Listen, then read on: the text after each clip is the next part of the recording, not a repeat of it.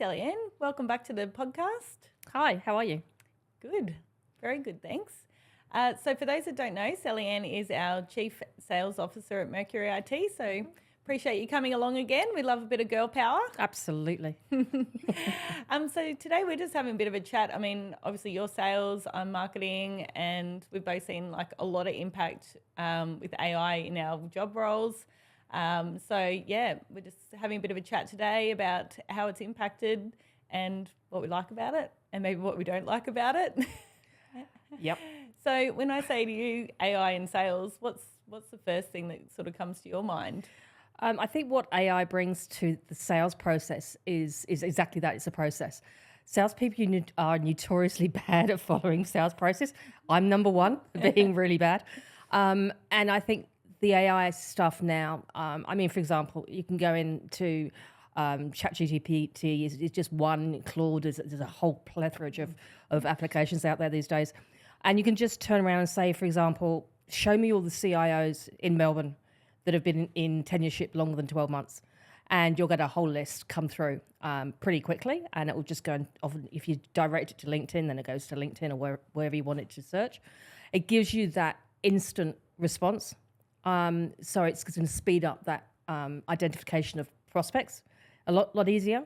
But it's also going to make sure it does it in an efficient way for you. So, yeah. So prior to that, prior to AI, how long would something like that have taken you to work through? A long time. So it's gonna just change up the tempo of giving you opportunities, just using the tools available to you.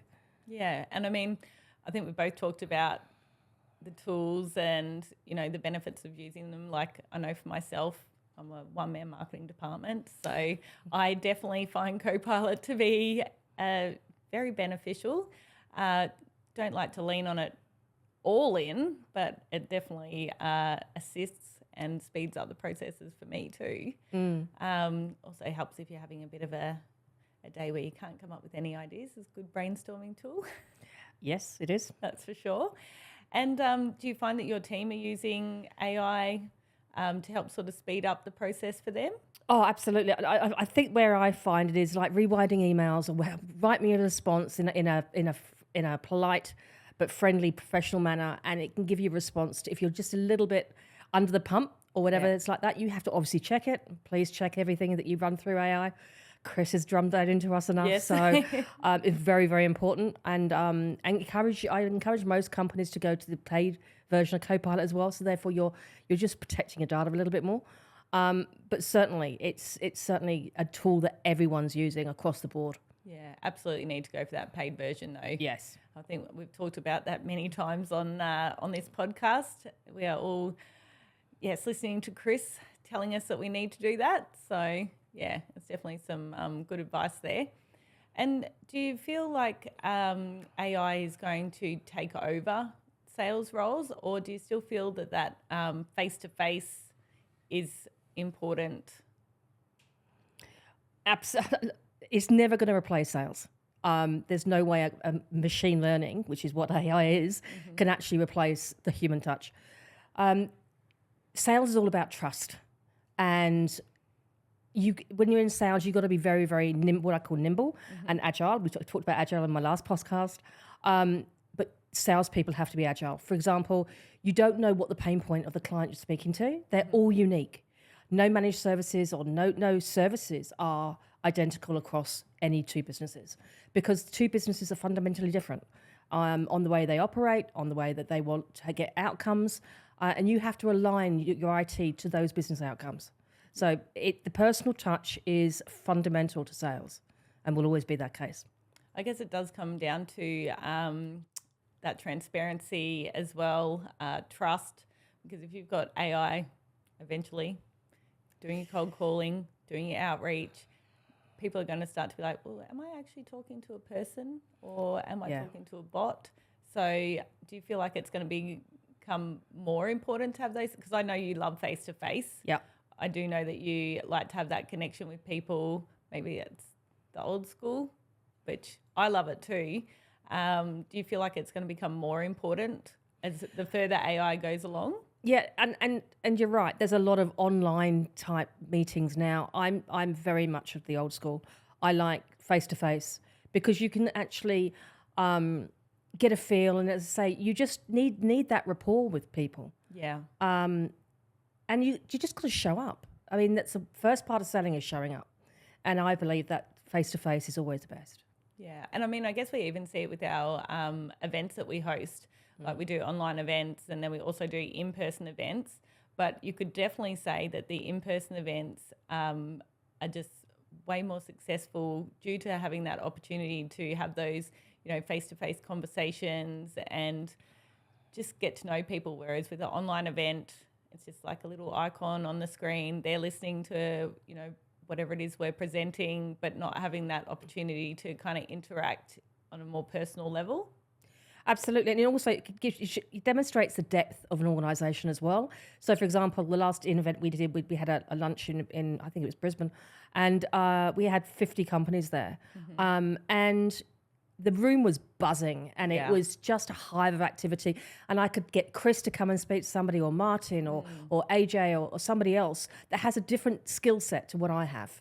And then, therefore, you can demonstrate what Mercury IT has to offer as an organisation, and you get that warmth from those conversations, and just, again, build the trust. I keep coming back to trust. Yeah, it's all about having that that ability to depend on your partners. Oh, it definitely is, and just being able to build that rapport. I was also at that event, and it does go to show, because that was probably one of our bigger ones that we've put on for a while. And I think we all sort of walked away going, I think in-person events are really back. People are wanting to network in person. I mean, Teams is great, Zoom is great, but I don't think you pick up on those same social cues that you do when you're in person. Even sometimes when you're on one of those meetings and there's, say, 4 faces on there, it's hard to know who's going to talk next, and and you get distracted as well. I know when I've done been on an online meeting, and I will absolutely own it. I get distracted sometimes, and an email might come in or something else that's more important, and you get distracted a lot more easily. But when you're actually engaging face to face, it's a lot more. You achieve a lot more with those discussions, I feel. Yeah, I definitely agree. Yes, the old online can give you the opportunity to do the sneaky multitasking. Yes, absolutely. It's not always a good thing. So no, I couldn't agree more with that. So with AI, what's your favourite tool? What sort of tools are you using for your work? I do use ChatGPT. I actually find it easier than Claude for myself personally. I use DALL-E as well for a little bit of the graphic stuff that I like to do sometimes. But realistically, it's picking up the phone and having a conversation, and just AI is never going to replace that. Yeah. So, and you've also got to be aware that you can only trust ChatGPT to a certain point. Oh, that's so true. So you're going to have to double check everything. So make sure you have a bit of time to do that, and get in that process of doing that. That's one of the biggest things you've got to do. Don't just blindly send something, because you'll get undone pretty quickly. Oh, that's so true. You definitely need to be fact checking whatever the AI is telling you, because they don't always get it right. No, well, I mean, for example, I'm known for being a little bit blunt sometimes and to the point. Sometimes I can say to ChatGPT, soften this email for me, because it may come across as a little bit to the point. Oh, yes. Well, I'm probably the opposite. Mine are probably nearly too warm and fuzzy. So I need to make mine more to the point. So, it definitely does help with wording sometimes. And, I mean, you just got to use the tool to the best that you can without letting it take over from that human connection. And it's evolving. I mean, everyone thinks that this is the latest and greatest, but it's not. AI has been around for decades. So it is ramping up now at a rate of knots. So the landscape is going to be ever changing and evolving. And if you're looking to implement AI in a business, you've got to make sure that you've got your ducks in a row, and make sure that you've got a partner that can go on that journey with you. Yes. And don't just think once you've solved one process, that's it. There's always more, and there's ways to tweak it and get it better and more improved and everything else as well. Yeah, because I guess something that Chris and I have talked about quite a bit on the podcast too is just that AI readiness and Yes. making sure that it's all well and good to use these tools, but just to make sure that, you know, your data is locked down and that all your security parameters are in place, because otherwise it could be the undoing. Yeah, well, that's why you pay for the paid version of ChatGPT or Copilot or whatever you're going to do, because you can use the AI for data analytics really well. One of the things, again, salespeople are notoriously bad at is actually spotting the detail and doing that analysis. So that's where it can, once again, help salespeople do that data crunching for them and give them the answers that they need. But again, you've still got to check it. Yeah. And I guess doing that automation and those sorts of more tedious tasks does free up your time then to have more in-person conversations and getting out, networking, attending those events. It's, I guess it frees you up from those more mundane tasks, which there's always those. And salespeople will tend to swerve around those. Yeah, I don't know if marketing's much better. So I've got something a little bit different today. Okay. I have some myth or fact questions for you. Okay. So I'm just going to ask you a few questions and you can let me know if you think it's a myth or a fact. Okay. What do you think? You game? We can try it. Okay. All right. AI makes sales more personal. Myth. I thought you might go that way on that one. Chatbots can qualify enterprise leads effectively. Fact. AI will replace human sellers in the next 5 years. Big myth. Big myth. We all hope that's definitely not going to happen. Data beats intuition in complex deal negotiations. Fact. Clients care more about speed than empathy. Myth. Probably depends on the client too. Yes. AI improves sales forecasting accuracy. Fact. Look, you survived. There you go. So a few other things I've got here is, would you be more inclined for a cold email or a warm intro? Warm intro. Yes, I think so too. Speed or depth? Depth. Predictive analytics or relationship mapping? Relationship mapping. I think I could probably answer these ones for you. You probably could, actually. You know me well enough. Chatbot for first touch or human from the start? Both. Both? There's a time and place for chatbots, Yeah. and it's evolving. Yeah. Yeah. Well, sometimes they can be, you know, especially on websites and that sort of thing. If you're looking on a website and it just pops up with the little, can I help you? You know, that initial contact to get you to the right place. I think it's nice to have the option of both. Yeah. So if you do want to speak to somebody, you can just, you know, pick up the phone. Yes. But there's times when some people just don't have the time for that. Yes. Chatbots can add. Well, sometimes they can answer the question for Exactly. you. And it might just be something simple that, and you maybe don't want to engage with a real human. Well, there are some humans that don't like to talk to other humans, but yes. Yes, so I agree. Quarterly pipeline reviews or weekly deal huddles? Both. Both? Hmm. Yeah. Interesting.